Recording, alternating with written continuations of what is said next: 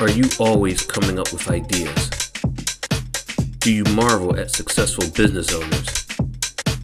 Do you hate being told what to do?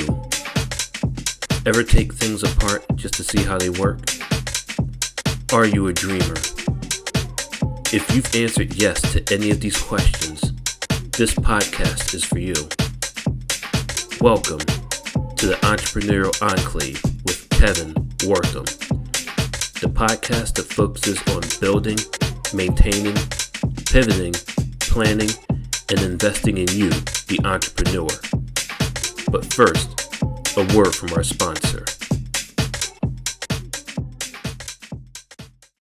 Pro Tapes and Specialties is the world leader in tape manufacturing and specialty conversion with over 40 years of experience. In addition to our pro brand of high-quality specialty adhesive tapes, we provide contract converting services that help improve your profitability, streamline your supply chain, and reduce inventory cost. We offer the most complete range of converting capabilities in the industry, such as cloth tape, double-coated tape, specialty tape, paper tape, masking tape, vinyl tape, carton sealing tape, adhesive transfer tape, duct tape, foam tape, electrical tape, filament tape, foil tape, reflective tape.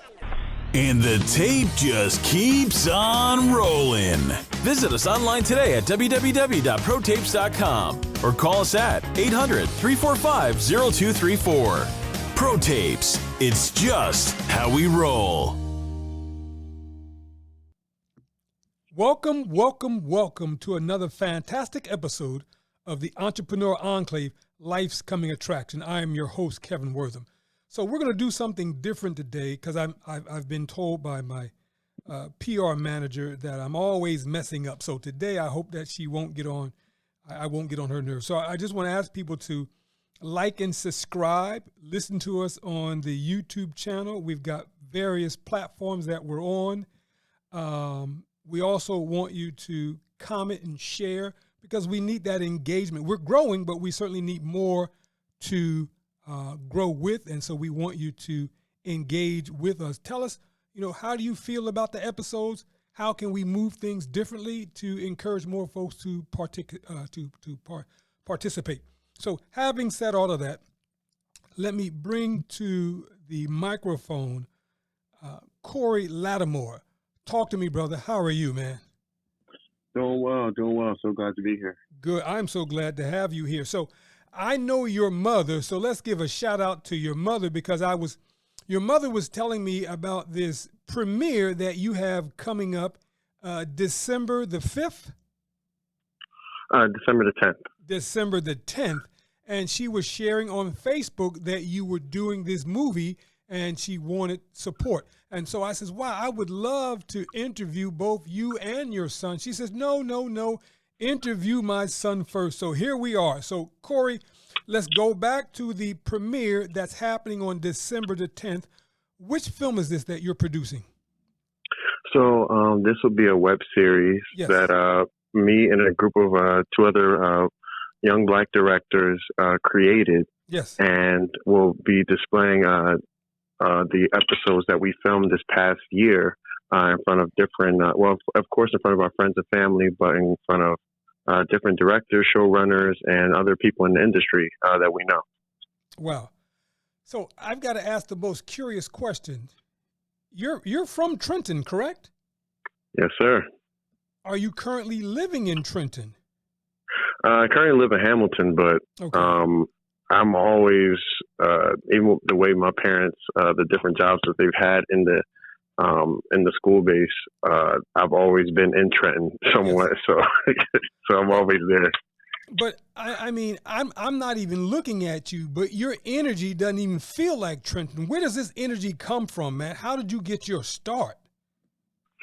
Honestly, I would say that is something like my passion for entertaining and, wanting to help people, yes. See different things. I think that's just something that was innately in me. Okay. I feel like God provided, but I think that, through the help of my parents, just showing me different environments and let me see different things, it honestly has helped throughout this whole process.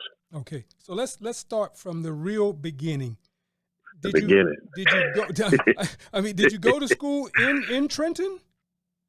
I went to school in Trenton when I was, I would say, I think preschool up until elementary. Okay. And then after that, I was in Hamilton from the time being. Got you. Because I think, and I'm dating myself, I think it might have been maybe 4 or 5 years ago, I met you for the first time because your sister was in the Minding Our Business program. We were doing a market fair event down at the Smokehouse on Front Street, and you came, and that was the very first time I was introduced to you. So I do remember shaking your hand, and I do remember speaking to you. Okay, so you're educated in the Hamilton School District. While you're educated in the Hamilton School District, are you majoring? Are you exposed to media? How does this energy come about for you? I got to keep coming back to that, man. No, it's okay. Well, for me, I actually was studying animal behavior. Wait, like. So we go from movie production, movie director from animal behavior. What was going on, right? So I always wanted to be an actor, even when I was a kid.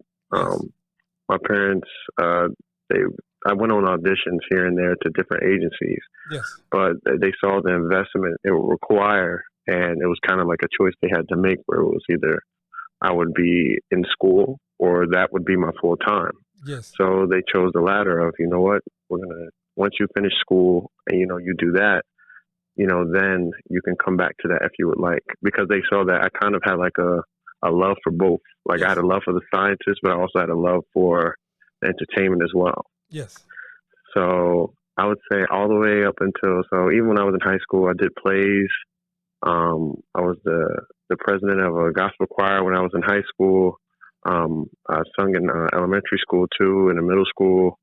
Then when I got to college, I was the president of the gospel choir then as well. And I did a play here and there, but I even took an acting class while I was in college as well. Okay. But I never really fully pursued it. Okay. I just most of my focus was on, I was studying behavioral neuroscience and, all the sciences and things like that. So it was kind of like my heart was split in two ways. Got you. And so periodically, I guess you would go to New York City and see like plays and movies? Actually, no, not yet. Okay. That didn't happen until after I graduated college. Okay. So, yeah. All my focus was just making sure I got my degree. Yes. And even after, because I loved animals. Okay. I wanted to be a veterinarian, so I was studying animal behavior. Yes. And I was working at a vet hospital for quite some time, for like a year or so. But the people made the job so depressing and draining. It wasn't even what I was doing. It was the environment the people at the job made. Yes. So and I look back on it now and I'm like, you know what? Maybe it was for a purpose of why it was kind of like that. Because I know it didn't have to be like that, but that kind of pushed me to be like, well, you know what? I have my degree. I can take a step back and actually pursue, acting and see where it goes. Yes. And like all of that entails. So I did modeling for some time as well. Yeah, I still do that every now and then. Stop. Okay, hold on. Wait. You gotta slow down. So how did the modeling come about, right? Let's hear about that. Oh, well, that happened by accident. Okay. A cousin of mine, she just hit me up and she was like, hey, I'm working for this fashion show in Atlantic City. You should audition.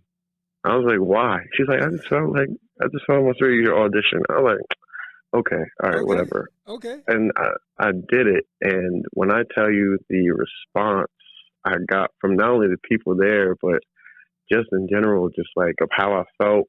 And, I was like, oh, this is what I need to do. And so you had never walked a runway before, have you, at that time? Nope. No, I had never did that before in my life. Wow. Never before in my life. Oh, to be young again. So you, as they say in the industry, you ripped the runway. You've got all these Yeah. people beating down your doors. Where do you go with your modeling career then? So after that, I started to really pursue the Yes. acting and the modeling. Okay. So I just did research. Okay. A lot of it, because I was basically coming in not knowing anything. Yes. So everybody, and what I've noticed is, like, even when I was first starting out, everybody's very, like, secretive, I guess you could say, Oh, yes. on information. Yes. So, and I didn't understand why at first, but I kind of understood a little bit later. But like in the beginning stage, I was like, I don't know anything. I don't know what I'm supposed to do. Yeah. So I just did research and absorbing of going on different websites of people that's just starting out, or seeing different people on YouTube of how they pose and things like that. Yes. Looking at different casting websites, talking to other models I met at the shows of what they're doing to get work. And that led to me finding different casting websites. Okay. And from there, I started to book commercials. Wait. You're doing the booking on your own. Did you have an agent? No, I didn't have an agent or manager. Wow. And that was in the industry. Did they find that acceptable, or did they say we can't talk to you because you don't have a manager, you don't have an agent? Oh no! So there's a thing called non-union and then union work. Yes. And so what happens is with non-union work, that's mostly for people who are under SAG. So that's like for, like, you know, if you're not under SAG, then you can do non-union work where it's not as big of like a payout, but at the same time, it is open for anybody to submit. Yes. So anybody, like, you could just be your first time ever submitting, you could just submit to it. And I wasn't with an agency or a management, so I was looking at different non-union commercials and stuff like that, and they were booking me for different stuff. Wow. And so when they're booking you for different stuff, you've got to decide, what do you want to do? Now this is a personal question. So when they're booking you based on their fee structure, or is there a fee structure in the industry that you have to abide by? How does that happen? Oh, so there's a contract. So Okay. you know beforehand before you even submit. So like they'll be like, let's say it's like a T-Mobile commercial. Yes. They'll be like, we're looking for somebody from 18 to 25 with dreads and tall. We'll pay them $500 to play this role as a bystander for on this day. And then you just submit to it. And then if they like your look, they'll be like, okay, come on in. We want you for this day. And then you get $500 just for coming out there for that day. Wow. Yeah. A lot of it is, people don't understand how much of it is really you.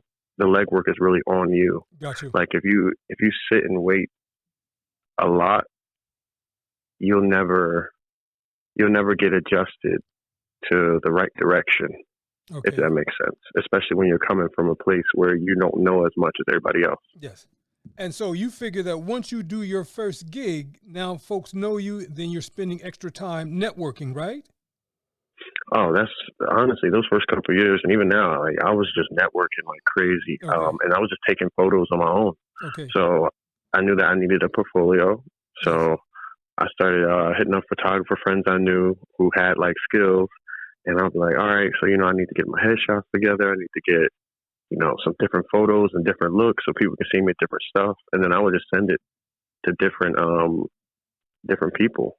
Like if I knew that they were casting for something, I'd send that picture. So, and then that got me booked for different fashion shows. So like, it was pretty good. So that's what I said. I got booked for like different photo shoots, different fashion shows, different clothing brands just wanted me to kind of like do photo shoots with them for their brand. And it was all paid work. Some of it wasn't paid, but certain things were just like either learning experiences for connection or like a networking, and then other things were kind of just like it was just good work. Okay. And so throughout this whole process now, have you picked up a mentor, someone who can guide you through this process, or you're still doing this on your own, doing your own research? Now I think about it,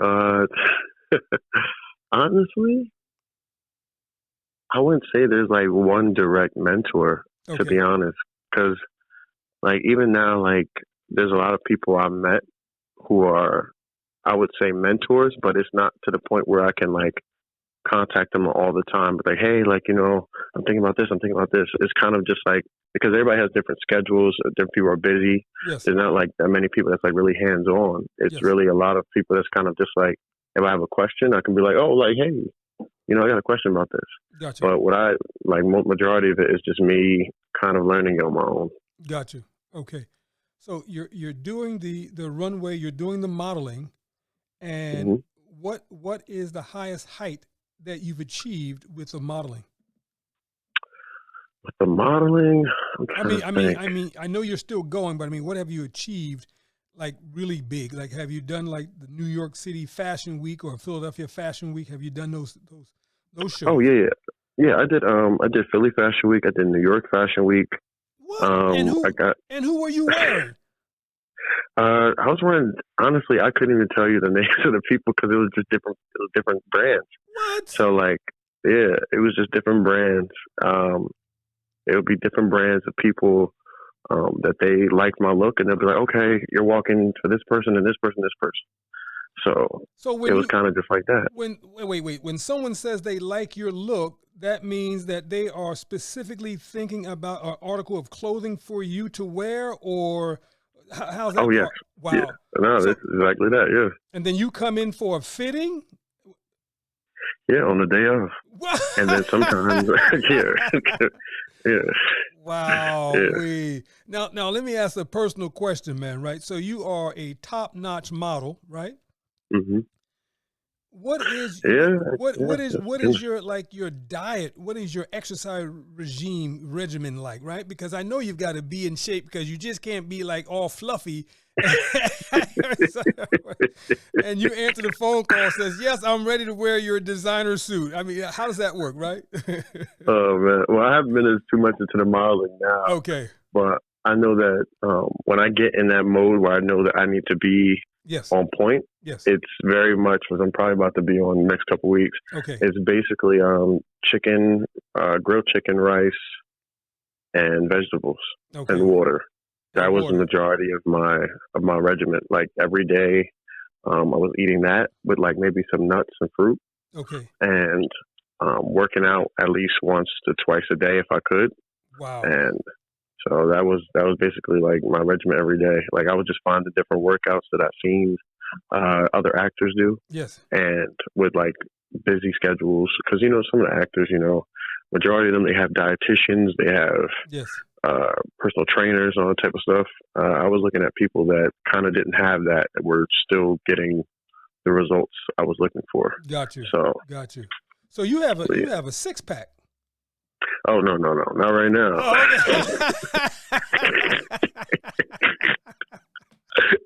Oh, man.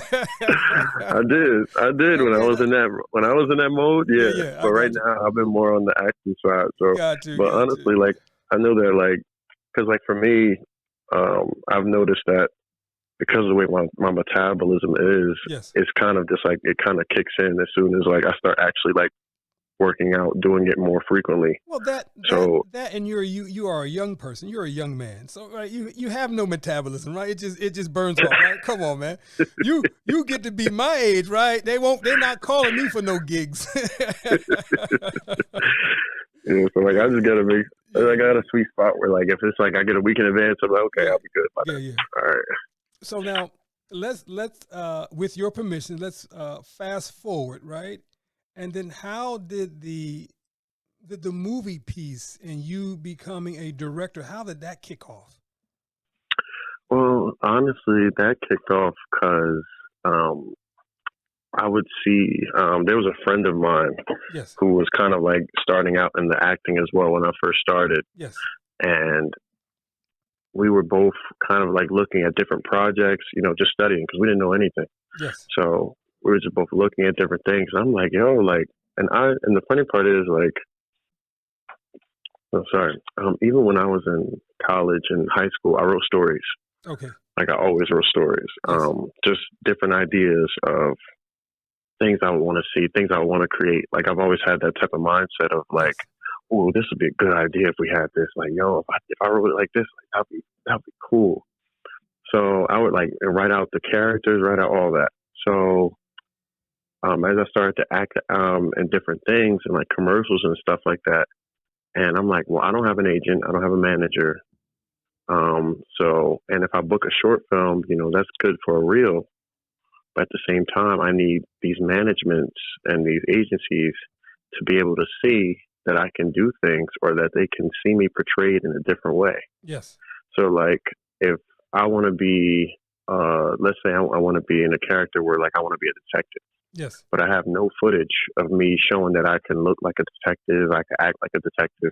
How can they say, oh, we can back that we can send them out to be a detective for a role? Yes. So I got to play a role, show myself in a role that's a good quality of me, like playing a detective. Wow. And that's kind of how that started. Okay. And so when that happens, right, you may use that footage like several times to send that to different departments or different, I guess, casting agents, right? Yeah. Okay. Yeah. So like I made my first short film back in, what year was that? I think it was 2020. Yes. I made my first short film then. And like there were scenes I used from that I sent to different agencies, and different things like that. So like, that's what I said. Like, so like any scenes I would create, like let's say I just did a monologue and I felt like I really did a good job. Yes. I would save that. And when it's time to send to those agencies, I send that with them so they can see what I can do. Got you.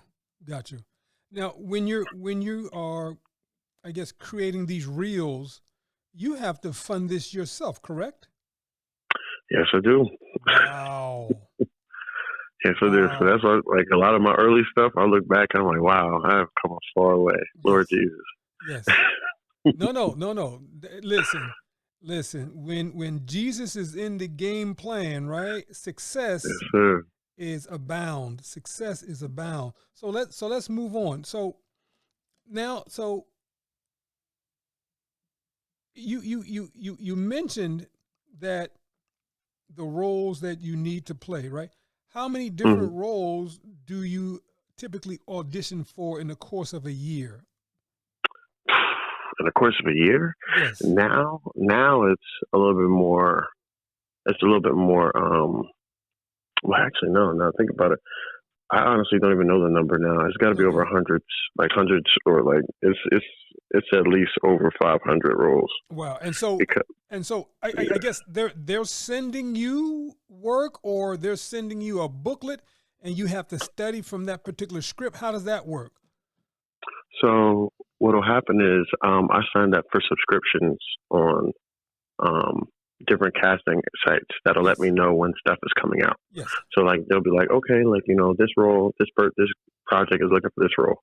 So I get those on a regular every day. Okay. But also I have a management now who sends me direct stuff where a casting agency is directly looking for me specifically. Got you. So when you say they're looking directly for you, that means the Corey Laramore type or Corey Laramore? No, Corey Laramore. So like That's all right, man. That's all right. Yeah, so that's what I said. It's kind of like, so my management, what they do is they reach out to different projects as well. Yes. So they'll reach out and they'll send out a bunch of, you know, different clients they have, including myself. Yes. And those projects will reach back out to them and say, hey, we liked him. Okay. Can he send in an audition? Got you. Okay.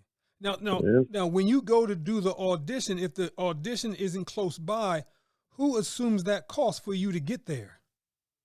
Oh, it would most likely be me, but nowadays they don't even do that anymore. Everything is virtual. Okay, all right, just get in front of a green backdrop, right? Oh, wow. Okay. Yeah. Interesting. Yeah, well, yeah. Even in that, there's like everything like with acting. When it comes to that, there's so much things you have to look into, like look out for. Like even especially with the virtual auditions, like you have to like really be particular in the way that your backdrop looks. Yes. The way that you're looking at the camera, all that. Okay. Now let me ask this question. Now we want to hold that thought as to where you are, but I want to ask this question. Since the pandemic, right, when we had COVID, right, do you see like people of color now are getting more opportunities now that you've got Amazon Prime, you've got Netflix, you've got Hulu? Do you see that minorities, particularly men of color, are getting more opportunities to be in the movies now because you got so many avenues you can go with? I think so. Okay. Only because I think COVID did help in that, because of the fact that it forced a lot of these actors, these bigger actors, to open up their own production companies. Got you. So once they start to open up their own production companies, now they have small projects that they're creating, that they're hiring different people. They're, looking into different things like that. Yes. So there is an opening for it. It's just they're coming into it so fresh and new that it's kind of going to be a while before we start to see it actually come into fruition for some of those projects. Got you. Now, when I guess we were prepping for this conversation, this interview, I said I wanted to give you the platform to really tell the story. So now, when did you decide that I want to become a director on top of being like a world-class model and an actor? I want to become a director. So where did that come from, right? Well, honestly, it just came from me wanting to not wait. Okay. I didn't want to wait until somebody else provided me an opportunity and just waited for the phone. I went to this school in London online during the pandemic called Identity School of Acting. It has a lot of different people from like the industry that we know, like John Boyega from Star Wars, Letitia Wright from Black Panther, that have been to that school.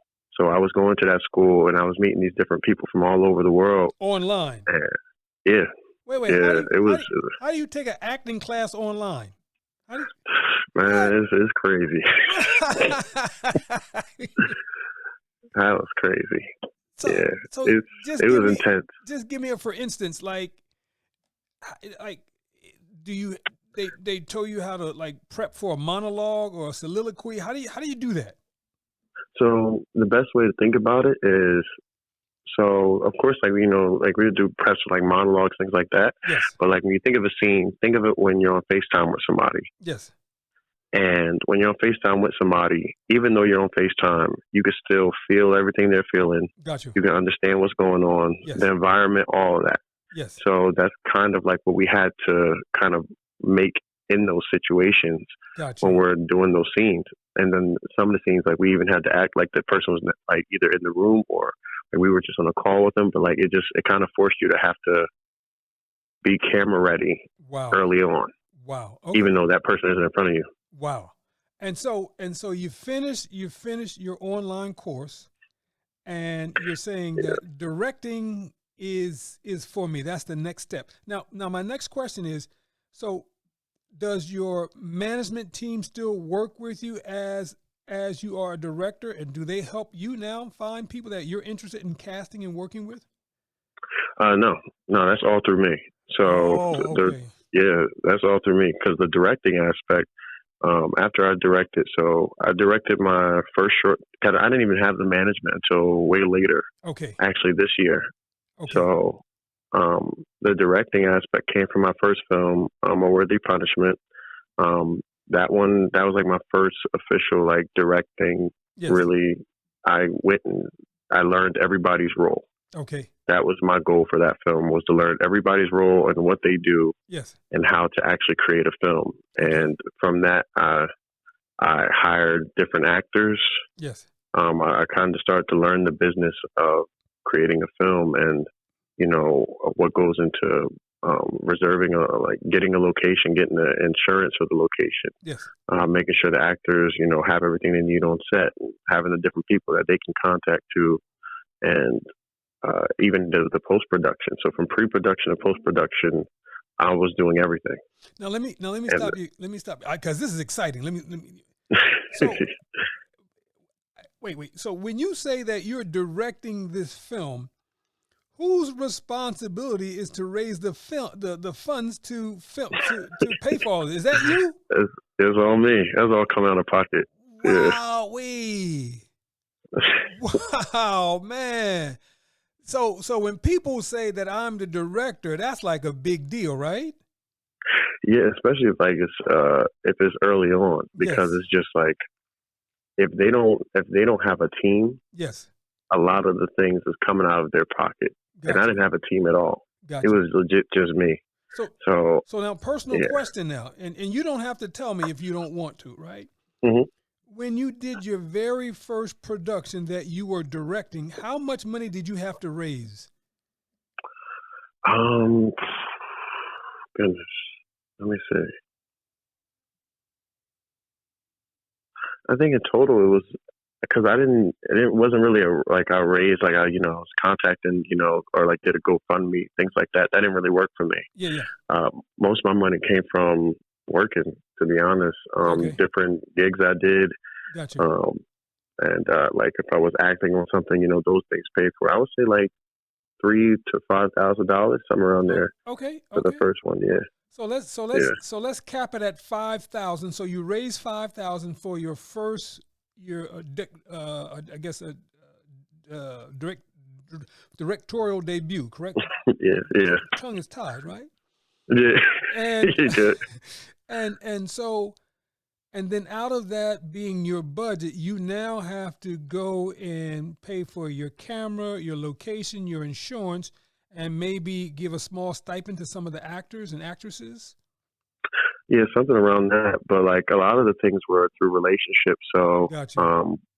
A lot of the people, they wanted to get stuff for their own things out there too. Got you. So they believed in the project I was creating, and they believed in what I was showing them, that they wanted to either do things freely or it was for a small price.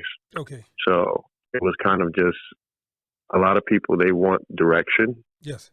And if they see that there is structure and direction, they'll be willing to follow you because they want to showcase what they can do. Gotcha. But nowadays it's hard to kind of find that because everybody wants to be a director now. Yeah. Because everybody has a camera, on their phone, things like that. But in regards of actually creating like quality content, yes, there's a very big difference between something that goes on TikTok and then like an actual like story. Yes. Now, so I think that's something that a lot of people like. And we can come back to focus in on that. So you raised the $5,000.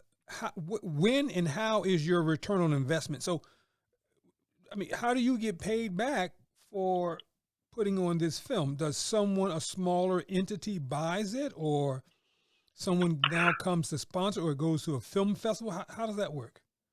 So for my first film, I didn't even do it to look for a payback from it. I just did it to kind of get myself out there and to kind of prove to myself that I could do it. Yes. But what I didn't expect was that I had got it on Amazon Prime.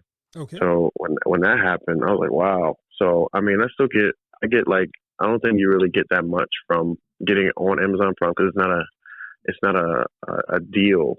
Okay. Like Prime isn't sponsoring it, but because I got it on there, like I get a small percentage. Okay. But like if I were to go to, and especially since it's a short film, so like if I had made it into like an actual feature film, I probably could have got more from it. Okay. But that's what was my first one. So if I were to go to Amazon Prime, type in the name of the movie, I would have to purchase it, and then you would get a small royalty check from that. Yep. Wow. That's true. Well, what's the name? Let's tell people what's the name of the film, man. Come on, man. Right? Yeah, no problem. It's called A Worthy Punishment. You could type it. A Worthy Punishment. Yes. Okay. Mm-hmm. Yep. It's about these two brothers. Basically, this young man, he loses his little brother to police brutality from another officer, and the film shows him exacting revenge and the consequences that come with it. Wow. And so you wrote, directed. Now, do you star in the film? Yes, I do. What? Now, how do you direct yourself in the film, right? How do you do that?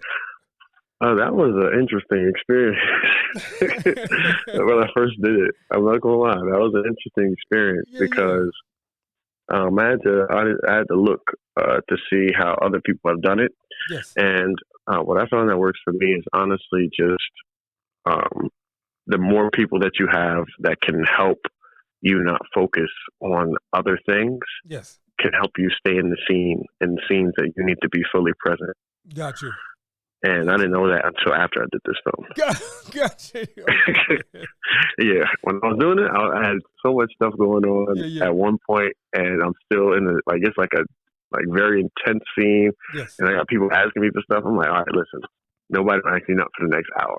We're gonna shoot this scene. I gotta get this done. Got you. But yeah. Now, Corey, let's take a break from the questioning, but I just want to ask a question, right?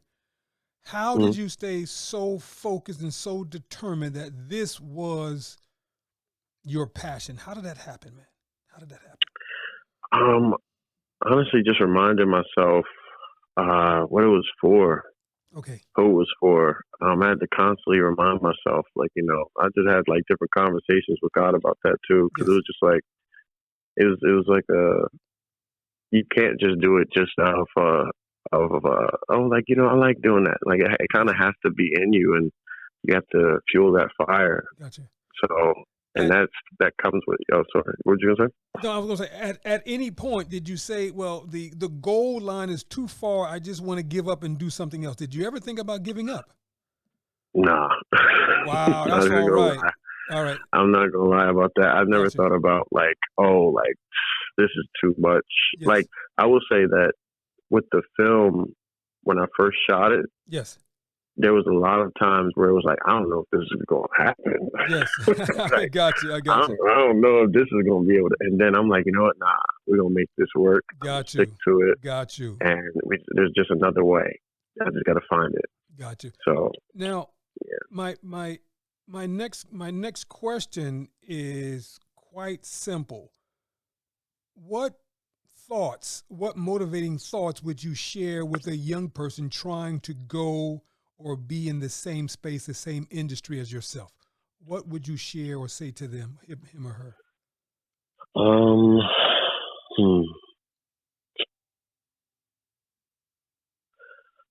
I would say that they need to don't look at what everybody else is doing in the sense of in comparison. Yes. Everybody has their own race. Yes. People that could just start out, not know anything about acting, yes, not know anything about directing, yes, and could get a role tomorrow. Okay.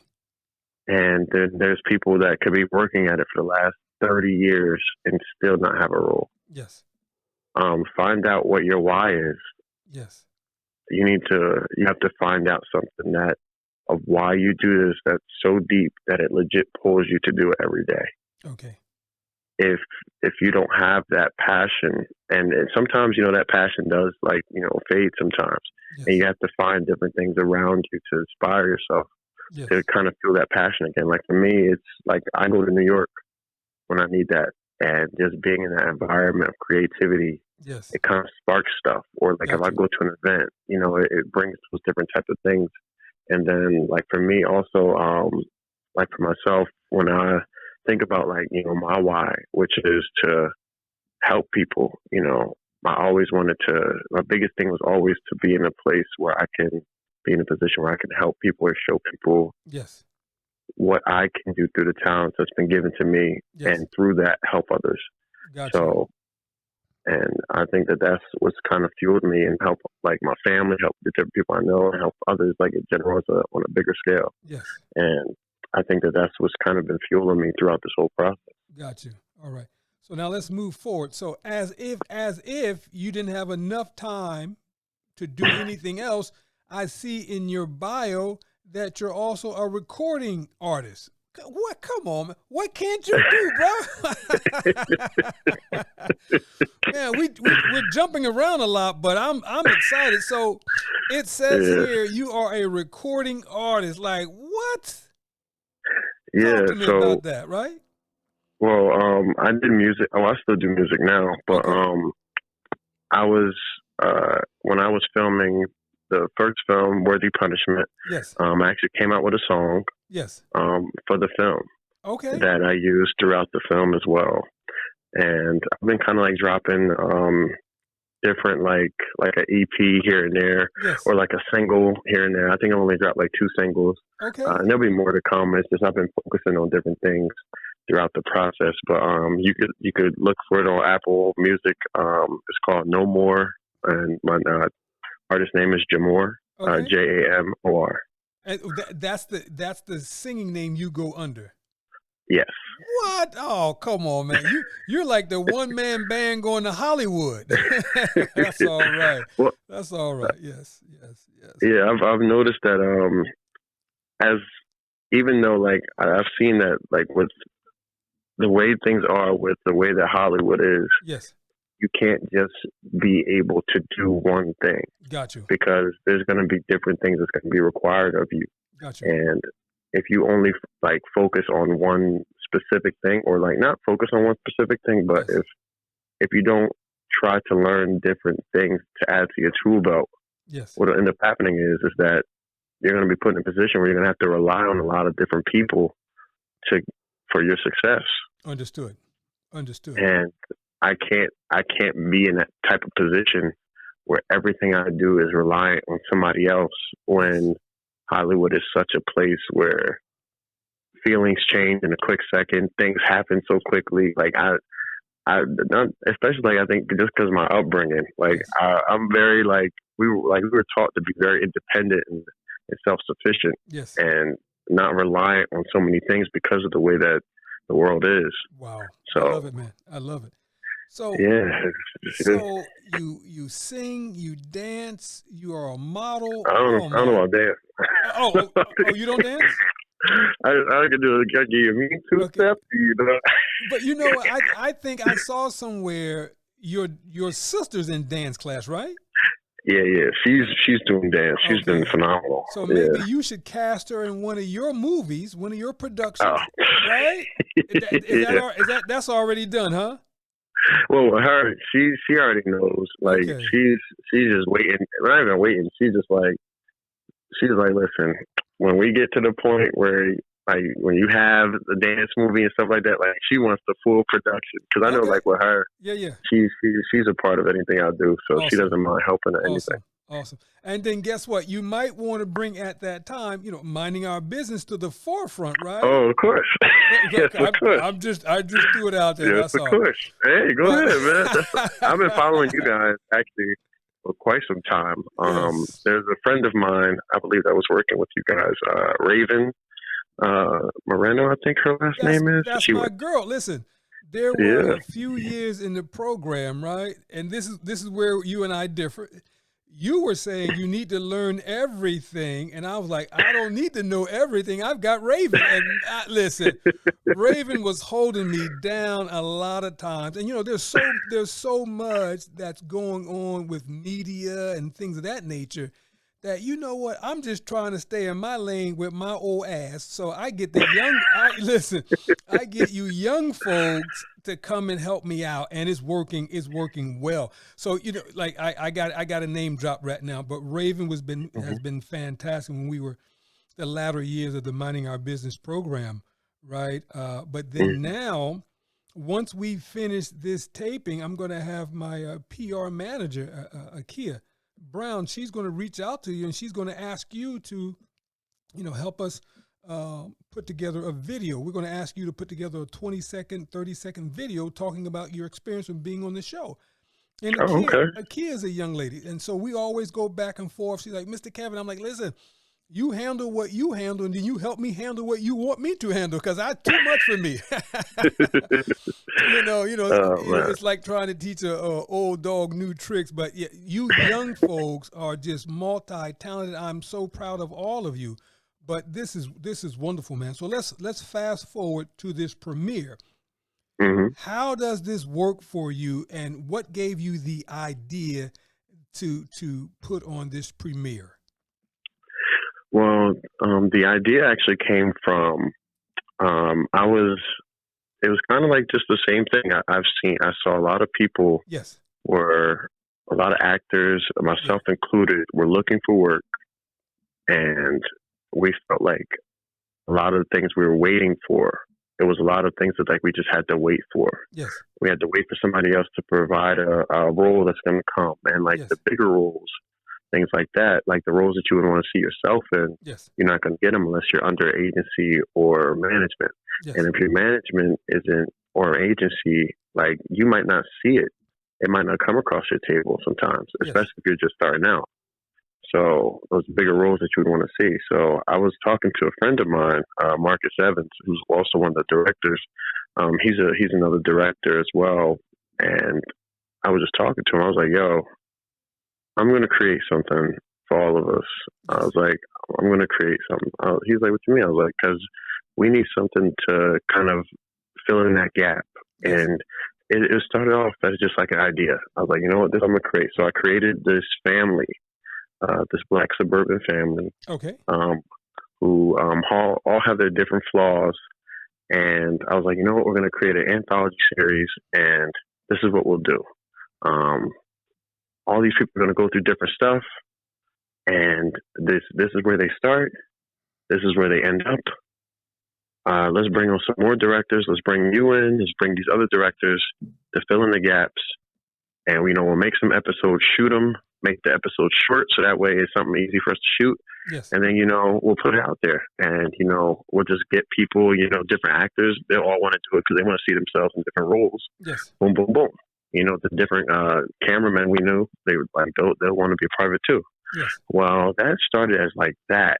And from me creating that type of place for people to be able to showcase their work, it grew to over 60 plus people. What? Yeah. Oh my God. Yeah. So for you, when I mention Corey Laramore, there's credibility in the name. Yes, sir. That's all right. Yes, sir. All right. That's all right, man. All right. That's all right. So continue. I'm sorry. Go ahead. Continue. No, it's okay. So it started out as that, and it grew to 60 plus people of different actors, yes, different videographers that we grew connected to, yes, through our own projects that we've filmed before. So like, I had worked with Marcus on his own short film, and then he worked with me on this superhero film I created, and then this recent one, the Epitome one, the web series. yes, And then he connected me with his friend Shaquan, who was another director. So we all knew different people that could contribute to this. And once we gave everybody a place to be able to help each other, and that was my biggest thing. I said, guys, I was like, listen, we all are working individually, trying to make it, when honestly we should be pulling our resources together. yes, So that we could all make it in one sense, and we could all help each other. Because if I know a project is coming up and I'm like, yo, I know where I can get some actors, I don't have to look around. I can look right here. yes. We all know a bunch of actors that we can choose from. Mm-hmm. So it just made things a lot easier. And I think that because at first, it was kind of like not difficult, but it was like a learning curve of like us understanding that we could actually work with each other, even for myself included, because I'm used to doing everything by myself. Yes. So learning how to delegate, learning how to be able to rely on people that's on my team, yes, and understanding that they see the vision I want, and that they want to be able to do that. So kind of going into the position that you were talking about, where you're saying people can do it, so you can let them do what they do. Let them do what they do.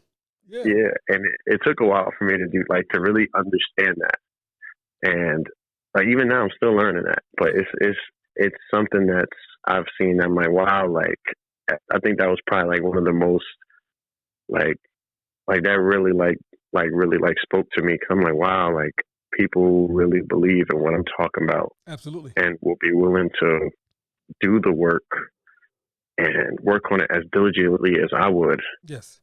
As long as I give them that space to do so. Now, it's like, wow. Now, as you were filming, why did you film any of this in Trenton or in Hamilton? Let me see. Did we go to Trenton? I wanted to go to Trenton, actually. We did go to Hamilton only because it was at my house. Okay, gotcha. At the studio. Yeah. The studio, gotcha.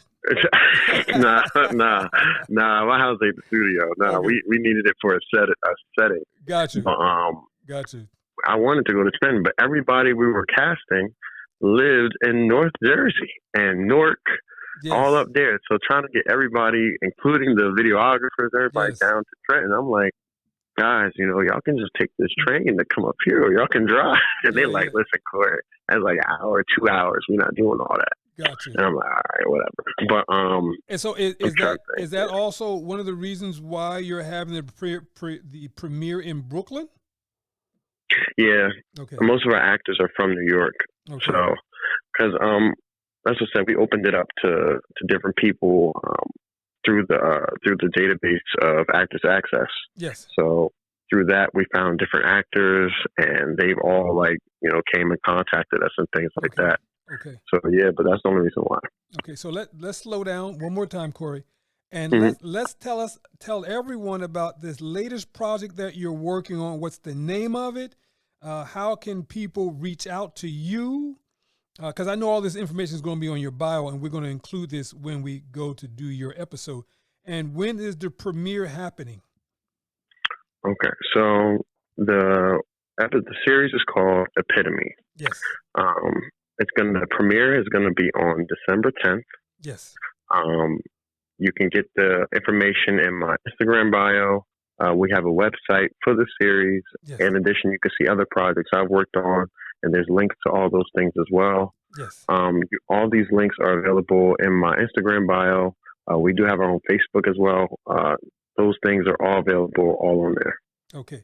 Hey, listen, can you redo your bio and include all those links? So we want to make sure that we're supporting you, and I want to make sure that Akia is able to reach out to you so we can blow each other up.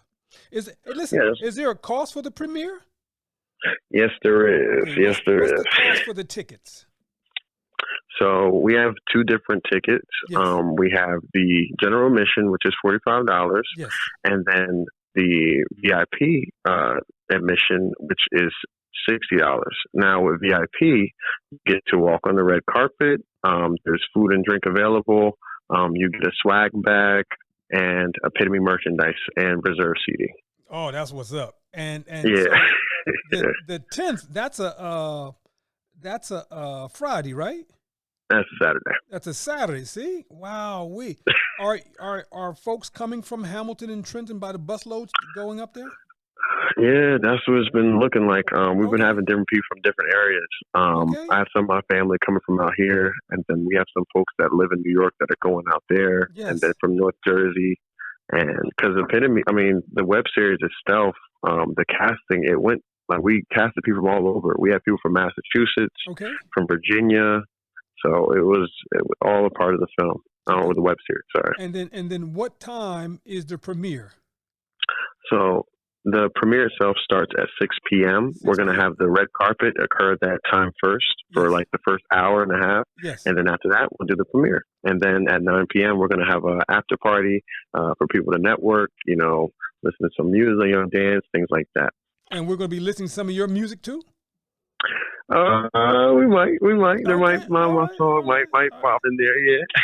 Now, the old man makes no promises, but I may have to show up. It's not past my bedtime, but I may have to show up. Right? Yeah. All right, that sounds good. That's good. We would love for you guys to be there. But listen, Corey, with the time that we have left, give us anyone you want to give a shout out to.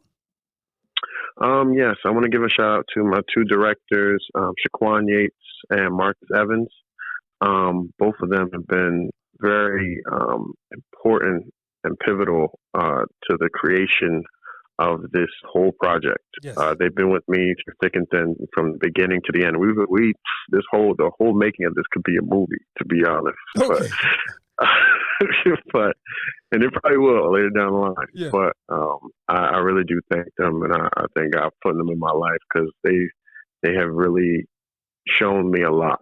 Yes. And I really do appreciate them. I appreciate my family as well. Yes. For the things that they've shown me. Just being in my life and just being able to be that community. Yes. And my family, my close friends. Being a community throughout this whole process. Absolutely. And so. One more time, the premiere is going to be Saturday, December the 10th. Yes, sir. And where in Brooklyn? This is going to be in Brooklyn, New York, on 14th Street. Yes. Let me just get the direct address right now, and I'll have that for you guys available as well. Okay. We've been giving out the address as people purchase their tickets. So you can't purchase tickets at the door. Everything is RSVP only. Gotcha. And as you reserve, you get information on your what the attire is, which will be red carpet gala, and what the location in regards to parking and things like that. Wait, hold up. What is red? What red carpet attire? What is that? So that means you can dress in either suit and tie, yes, and how you would want to dress for a film premiere and red carpet. Yes. Whether you're going to be on the red carpet, you can wear a full-length gown and really show out. What? That's basically, oh, man. Suppose the old dude from the podcast is coming. What do I wear, right? Oh, well, as I said, hey, listen, as I said, you know, I feel like you know what to wear. You know that. Listen.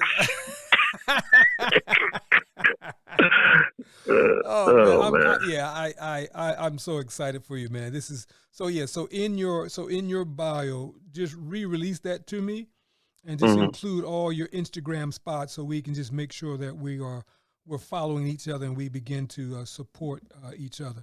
But this is fantastic. Have we covered everything? Do you think we've covered everything? I'll give like a little brief thing about the show. I don't think I covered what the show is actually about as much as I talked about it. Yeah, go ahead, Matt. Go ahead. You got the time. Go ahead. So basically, the show is following this. It's following. Hold on one second. Yes. So basically, the show is following this suburban family as they go through these different trials through every episode, where every episode is not like the next, and they're just kind of trying to stick as a family throughout the whole process. Yes. So, for example, you have the father who lost his job during the pandemic and is kind of now not the breadwinner anymore in the family. Yes. And he's kind of trying to find his placement of what that looks like, and understanding that, that doesn't, take anything away from him, but he's still trying to find that. Then you have the mom who, she's now the breadwinner, but also is balancing, her work life, her being a mother and being a wife. Yes. And how does that look? Yes. And then you have the son who just recently found out his girl that he was kind of off and on with is pregnant, and accepting that responsibility and what that looks like. And you have another son who feels neglected by his father because the first son, the older son, gets most attention. And then you have the youngest daughter who is having issues with depression and learning how to cope with that and what that looks like. And you have the baby boy, JJ.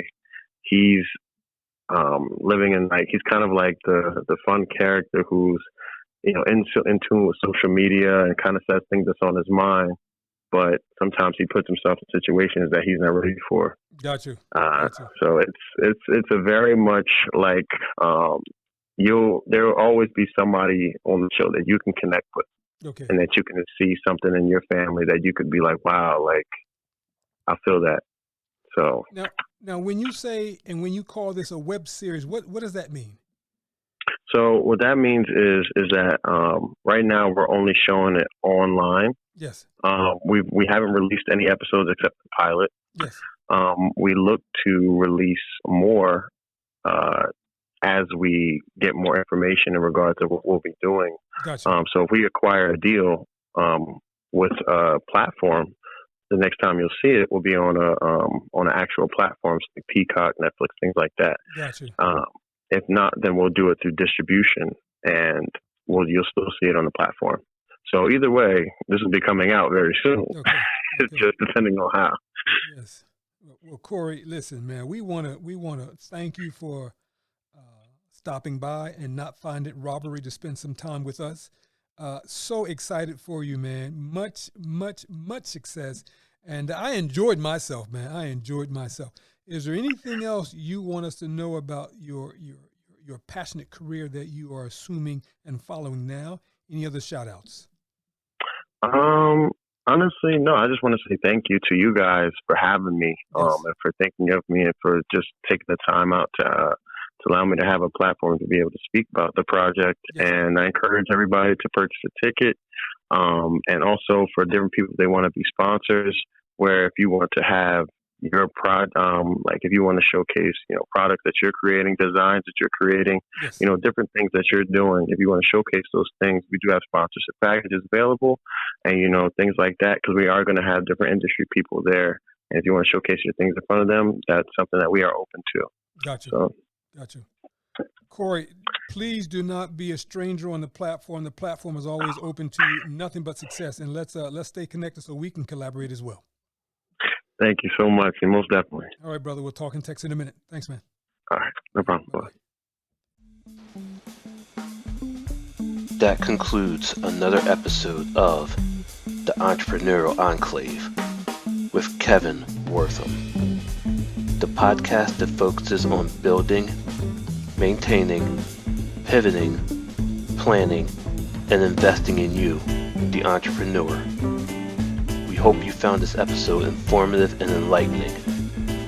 If you have any questions or comments about any of our episodes, please call 609-731-9311 or email kevin@minding-our-business.com. We look forward to joining us for our next one. Until next time.